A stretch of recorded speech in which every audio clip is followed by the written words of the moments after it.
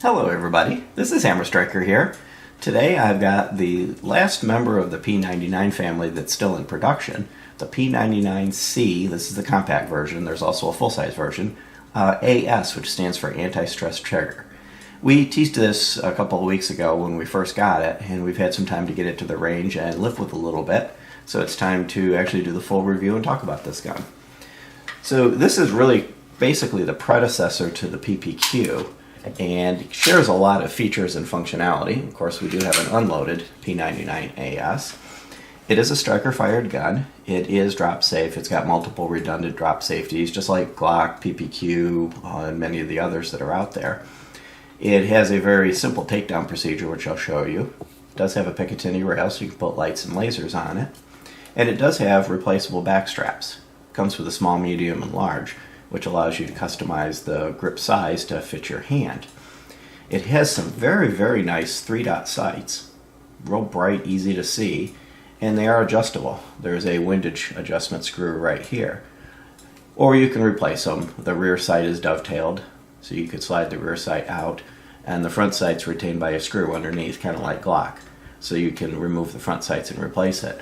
However, unless you're going to go to night sights, these sights are really easy to see, clear, and distinct. There really wouldn't be a huge reason to replace them. From a safety perspective, it does have the multiple redundant drop safeties, as I mentioned, and it's also got kind of a unique feature that it shares with the PPS and a few other Walthers, is this cocked striker indicator. When it's in a cocked position, this protrudes a little bit, and also as you pull the trigger, it will kind of start to push out a little bit, and you could feel it if it was in double action mode. So let me pull the trigger and show you that it disappears, and then if I'm in double action mode, as I pull the trigger, it will start to protrude. So if you were holstering it and you had a thumb over it, you'd be able to feel it as it came out. That's a safety feature that didn't carry forward to the PPQ, and to some extent I'm not sure how much of a safety that actually is, but it is kind of cool. It does have the paddle magazine release, and it's ambidextrous. You can grab it from either side, no conversions or flipping anything around. You can see I'm getting it with my my trigger finger, and they work quite well. It's kind of a contentious thing. A lot of people truly hate them. They want the button style.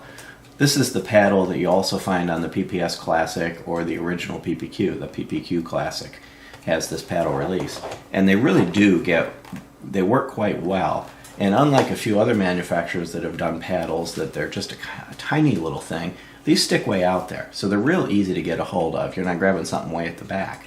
And what we found with the paddle releases on the original PPQ and the PPS, when you're used to them, they're actually very intuitive and very easy to use. It does have a fairly large slide stop, slide release, so it's very easy to get to. Real nice serrations at the back, make it really easy to get a hold of. And though it doesn't have serrations at the front, it does have this little shelf, which gives you something fairly easy to get a hold of if you're wanting to do press checks. So you come back, your fingers would catch that shelf. Now, one thing that's on here that's a little unique is this kind of long oblong button on the top. And what's that all about? That's a decocker. That safely decocks the striker and puts it in double action mode. That's part of the anti-stress feature of the trigger. Now, when we talk about anti-stress, what that means, it's not that the trigger is designed to avoid causing you stress. It's more that it's meant to prevent you from pulling the trigger inadvertently when you're under stress. The concept behind it is you can carry the gun holstered, chambered, with the hammer down. It's a striker gun, but it would be in double action mode. And you'll have a long, fairly heavy trigger. It's fairly smooth, but it's long and it's heavy. And way at the back, it stacks and then breaks. So that in that mode, it would be fairly difficult to just pull the trigger because you're getting tensed. Even if you're tensing up and your fingers wiggling all over the place, you're not going to pull that trigger. You have to mean it when you pull that trigger in double action mode. When the gun has been cycled, it has take up. And here's an interesting feature, and this one is something that takes some getting used to. When you pull the trigger back, it will go back to the single action fired reset position and stay there. If I let go, it won't go back out, and I can't push it back out. At that point, it's a short, very light, crisp break near the back. And if I were to cycle the gun, there's the reset. It's got that same nice short reset like the PPQ. and then real crisp break. Now if I let the trigger out, it will come out to that reset position. It won't come all the way out. So one thing I did find with this, that took some getting used to. You're used to the trigger consistently doing something, and if you were in double action mode, so I'll push the decocker. If you were in double action mode and you pulled the trigger and the gun cycled and it didn't come all the way out, that's not unusual. That's a Glock and many others will work in that manner. But if you had cycled the gun without having your finger on the trigger and it was all the way out, and then you started to pull the trigger and change your mind, it would lock in that position. It's not a bad one. It's just a little different than what you're used to, and it caused a couple of moments where I was kind of like, is the trigger dead? No, everything's fine, and it works. The key to some people have commented that that's an overly complex trigger. You just don't push this button. If you don't push this button and just operate it like you would a PPQ, a Glock, a Smith & Wesson, it will work just like any of those guns, and you won't have the anti-stress features of the trigger, so you'll have that consistency. But if you choose to use this feature, you do get the opportunity to not only have a double action trigger if that's what makes you feel more comfortable, but you also have double strike capability, which is another feature that's not common in striker fired guns that are single action, that have any kind of a single action mode. PT111 has that feature, this has that, but it's not a common feature. It's got a very nice trigger, whether you're in double action mode and you're doing heavy but smooth, or whether you're in single action mode, not using the reset and just doing that take up and then crisp break at the back. It's a very nice trigger. We found it very easy to shoot this gun well. We found it easy to get good follow-up shots and keep rounds on target. The grip is contoured nicely, stippled and contoured with some finger grooves.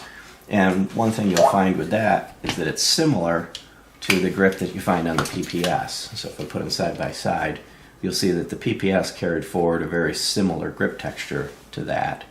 And the PPQ went to more of a a paisley, kind of a weird pattern that actually works quite well. It looks weird. It looks like it's all chewed up, but it really functions well. Despite being kind of an older pattern and not all that aggressive, it fits well in your hand. It fits the contour of your hand, and it's really easy to grip it and stay a hold of it. And if you've got a magazine in it, you've got a flush mount 10-round magazine in this gun, and there's also a pinky extender. It doesn't add any capacity, but it does give you a full 3-finger grip with the pinky extender. That's still a 10-round magazine. And then you additionally have the option of using the full-size magazines. These are 15 rounds from the full-size P99, and they will fit it as well. And with this extension, you get a true full-size 3-finger grip. This little sleeve that you put on it. Now this particular mag happens to be a Pro Mag. It's all we could find. Magazines for these are a little difficult to get. And I know Pro Mag's got kind of a spotty reputation. They sometimes do, sometimes don't work. And the magazines also are a little bit on the pricey side when you do find them. This particular Pro Mag has functioned quite well. But we'll try to get our hands on some of the original full-size 15-round magazines with the sleeve. Gives you that option, very similar to the XDM, where you have a nice, very well blended grip that flows nicely. So let's talk about some numbers on this. Dimensionally, it's 6.6 inches long, so it's a little bit on the larger side of compact. It's 4.3 inches tall when you don't have the extended magazine in it. So it's got a really nice short grip, which makes it, when you've got it inside the waistband and you're trying to hide the thing, that short grip is very useful. It's 1.3 inches thick, so it's in line with the Glocks and most of the other double stacks that are out there. It's not excessively thick, but it's not super, super thin. Of course, I mentioned really good sights on it, and it weighs 21.5 ounces. So it's a nice, consistent weight. It's comfortable to shoot at the range. It's available in 9 and 40. This particular one happens to be a 9mm.